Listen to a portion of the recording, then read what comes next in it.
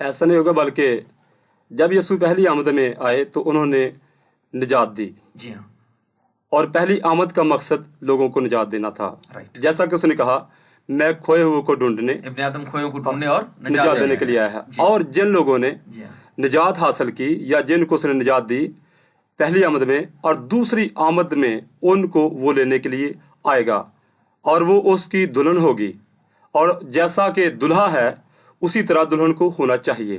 اب دلہا کیا ہے؟ دلہا کلام ہے. آمین. یعنی خداوند یسوع مسیح جیسے لکھا اور کلام مجسم ہوا، تو کلام نے جسم لے لیا، کلام ہی بیسیکلی جسم میں آ گیا. جسم میں آ گیا. آمین. اور جس طرح کہ ہوا آدم کے بدن کا حصہ تھی، آمین.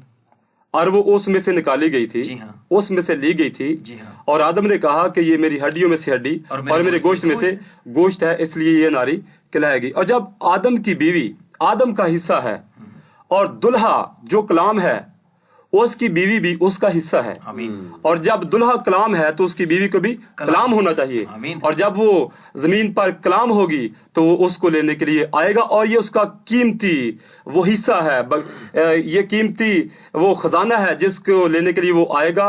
جس طرح کہ بائبل مقدس کے اندر لکھا ہے کہ وہ چور کی طرح آئے گا، اور چور ہمیشہ قیمتی چیز کو لینے کے لیے آتا ہے، اور زمین پر یہ اس کی قیمتی چیز اس کی دلہن ہے جو کلام ہے، جی ہاں. اور وہ اسی کو لینے کے لیے آئے گا، وہ دلہن کے علاوہ باقی گنہگاروں کو لینے کے لیے نہیں آئے گا.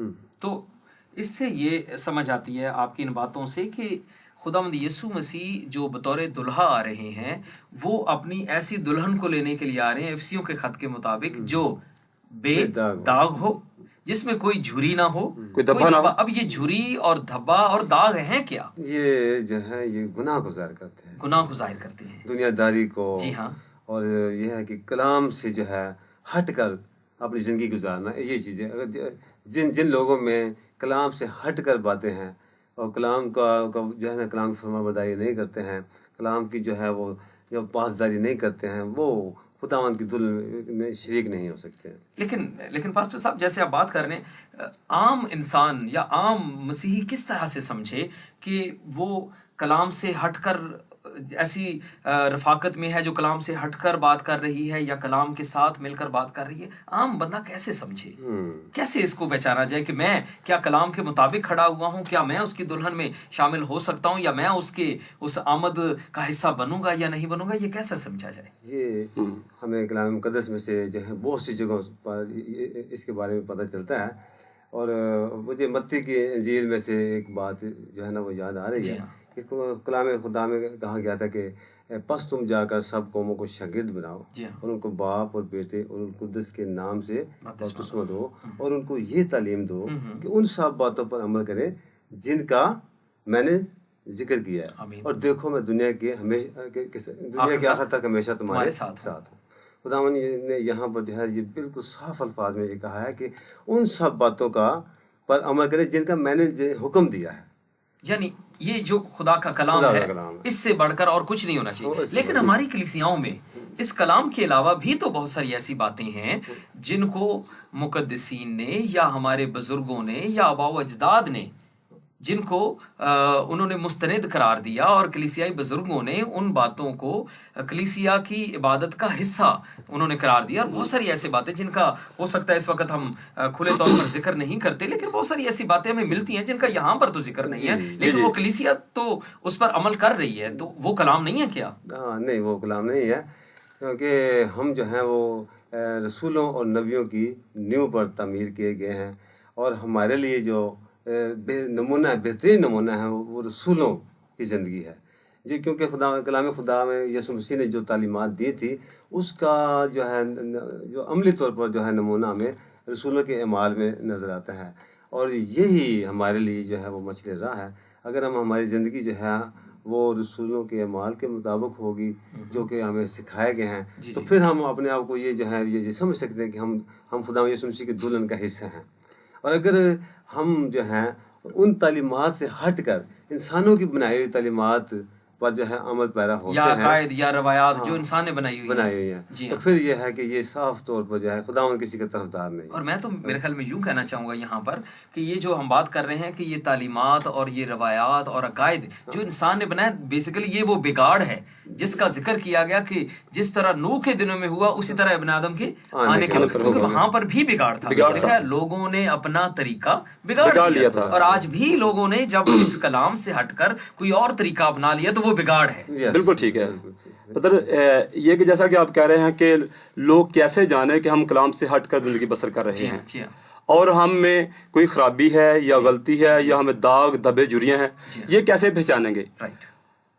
جب بھی کبھی کوئی شخص اپنی صورت کو آئینے میں دیکھتا ہے تو اس کو اپنے چہرے کے تمام داغ دھبے نظر آ جاتے ہیں. اور اسی طرح جب کوئی شخص اپنی زندگی کلام کے مطابق بنانا چاہے یعنی اس آئینے کو دیکھے تو وہ کلام کے آئینے کو دیکھے کہ کلام کیا کہتا ہے، اور جیسے ہی وہ کلام کو دیکھتا چلے جائے گا اور اس کو اپنی زندگی نظر آتی چلے جائے گی کہ میں کہاں سے بگڑا ہوں اور کہاں سے مجھ میں بگاڑ ہے، کہاں سے غلط ہوں، تو یہ خدا کے کلام کا آئینہ اس کو خود بخود درست کرتا چلا جائے گا. یعنی آئینے میں دیکھے اور اپنے داغ اور اپنی جھریاں اور اپنے دھبوں پر غور کرے اور اس کے مطابق اپنے آپ کو درست کرتا جائے. اور جب وہ اس صورتحال سے گزر جائے گا، اس چیز میں سے گزرے گا، پھر وہ اپنے دلہا کی مانند نکھرتا جائے گا اور کلام بنتا جائے گا. کیونکہ جس طرح جیسے آپ نے فرمایا کہ جیسے آدم کی بیوی آدم جیسی تو خدا یسوع مسیح کی بیوی یسوع مسیح جیسی، یعنی مسز یسوع وہ یسوع جیسی ہونی چاہیے.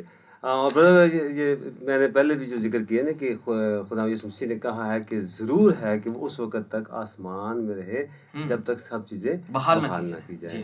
اور یہ جو ہے یہ کلام مقدس کی بحالی ہی ہے کہ کلام مقدس میں جو کچھ فرمودہ کلام کے مطابق جو کچھ خداوند نے حکم دیے ہیں ان کے مطابق ہمیں اپنے آپ کو تیار کرنا ہے، اپنے آپ کو ریسٹور کرنا ہے. اور اگر اس سے ہٹ کر ہے تو پھر کیا ہے کہ ہم خدا یسوع مسیح کی دلہن کا حصہ نہیں ہو سکتے. جب ہم اپنے ارد گرد نگاہ کرتے ہیں اور بہت ساری کلیسیائیں، بہت سارے چرچز اور سیمینارز اور کنونشنز اور میٹنگز، جب ہم ان کی طرف نگاہ کرتے ہیں تو ان کے یعنی شان و شوکت پر نہ جائیں، ان کی بڑے بڑے اجتماع پر نہ جائیں، ان کے معجزات پر نہ جائیں، کیونکہ ان کے معجزات یا ان کے اجتماع یا اس طرح کے کاموں سے کوئی خدا یسوع کو امپریس نہیں کر سکتا. یسوع کو امپریس کوئی چیز کر سکے گا، جیسے آپ نے فرمایا کہ خدا یسوع کی جو قیمتی چیز ہے، قیمتی اثاثہ ہے، وہ اس کی دلہن ہے جو اس جیسی ہے. اور وہ کیسا ہے؟ وہ کلام ہے. یعنی اگر ان اجتماعات میں کلام کا درست طریقہ یا تعلیم نہیں ہے، میرے خیال میں یہی وہ باتیں ہیں جس کے بارے میں خدا یسوع نے کہا کہ اگر ہم میں مکاشفہ کے حوالہ پڑھنا چاہتا ہوں آپ کے ساتھ، ذرا دیکھیں. میرے خیال میں اسی بات کی طرف آپ لوگوں کا اشارہ ہے اور میں اپنے ویورز کے لیے یہ آیات پڑھنا چاہتا ہوں. یہ بڑی خوبصورت آیات ہیں. یہ آخری زمانے کی کلیسیا کے بارے میں حوالہ ہے کہ جو آخری زمانے، کیونکہ کلیسیا تو طرح طرح کی غلطیوں، خطاؤں اور کمزوریوں کا شکار ہے، لیکن یہاں پر آخری زمانے کی کلیسیا یعنی لودیکیا کی کلیسیا جو ہم ہیں، ہم آخری دور کے جو لوگ ہیں، ہم اس بات پر یقین رکھتے ہیں کہ ہم آخری، اس کے بعد کوئی اور زمانہ نہیں آنے والا. اب اس کے بعد خدا یسوع کی آمد ہی ہونی ہے. اب یہ 7واں کلیسیائی زمانہ ہے. تو لودیکیا کی کلیسیائی زمانہ میں جیسے مکاشفہ کی کتاب اس کے 3 باب میں لکھا ہوا ہے، اس نے کہا، میں 20ویں آیت سے یہاں پڑھنا چاہتا ہوں کہ دیکھ میں دروازہ پر کھڑا ہوا کھٹکھٹاتا ہوں. اور پھر اس نے یہ کہا اگر کوئی میری آواز سن کر دروازہ کھولے گا تو میں اس کے پاس اندر جا کر، یعنی کھڑا کہاں پر ہوا ہے؟ باہر. میں اس کے ساتھ اندر جا کر اس کے ساتھ رفاقت کروں گا، اس کے ساتھ کھانا کھاؤں گا. چونکہ کلیسیا یہ سمجھ رہی ہے کہ وہ مالدار ہے، وہ دولت مند ہے، اسے کسی چیز کی ضرورت نہیں ہے، جبکہ وہ کہتا ہے کہ تو کم بخت ہے، خوار ہے، اندھا ہے اور ننگا ہے. اور وہ صلاح دیتا ہے کہ مجھ سے تو آگ میں تپایا ہوا سونا خرید، مجھ سے تو سرما خرید. وہ ساری چیزیں وہ آپ کو آفر کرتا ہے کہ یہ خدا کا کلام ہے، اسے لو، اسے پڑھو، اسے سمجھو، اسے جانو. لیکن افسوس کے ساتھ یہ کہنا پڑے گا کہ آج کے دور کی کلیسیا یہ سب کچھ لینا نہیں چاہتی. اور جن باتوں کی طرف ہم اشارہ کر رہے ہیں کہ لوگ تو عبادات تو کر رہے ہیں لیکن مسیح وہاں پر موجود نہیں ہے. اور ان لوگوں کے بارے میں بھی خدا یسوع مسیح نے متی کی انجیل میں جو ہے نا وہ فرمایا ہے. جی پلیز بتائیے. اور میں جو ہے نا اس کو چاہوں گا کہ ہم جو ہے اس کو پڑھ کر دیکھیں. متی کی انجیل کے 7वें बाब में है, जी हाँ। 19वें आयत से पढ़ता हूँ। जो दरख्त अच्छा फल नहीं लाता वो काटा और आग में डाला जाता है, बस उनके फलों से तुम उनको पहचान लोगे। जो मुझसे आए खुदावंद कहते हैं, उनमें से हर एक आसमान की बादशाही में दाखिल ना होगा, मगर वही जो मेरे आसमानी बाप की मर्जी पर चलता है। उस दिन बतेरे मुझसे कहेंगे कि आए खुदावंद, क्या हमने तेरे नाम से नबूवत नहीं की और तेरे नाम से बुजुर्गों को नहीं निकाला और तेरे नाम से बहुत से मौजज़े नहीं दिखाए? उस वक्त मैं उनसे साफ कह दूंगा कि मेरी कभी तुमसे वाकफियत ना थी। ऐ बदकारो, मेरे पास से चले जाओ। बस जो कोई मेरी ये बातें सुनता और उन पर अमल करता है, वो उस अक्लमंद आदमी की माने ठहरेगा जिसने चट्टान पर अपना घर बनाया। आमीन। ये तो बड़ी साफ साफ और वाजे वाजे तालीम है, इसमें किसी तरह के कोई डाउट्स नहीं है कि जो दरख्त अच्छा फल नहीं लाता वो काटा और आग में डाल दिया जाएगा।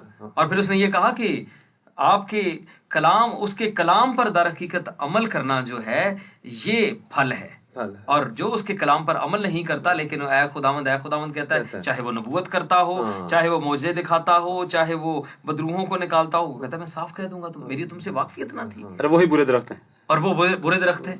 क्यों? क्योंकि उनकी जिंदगी में कलाम का फल मौजूद नहीं है और वो दुल्हन का हिस्सा नहीं हो सकते।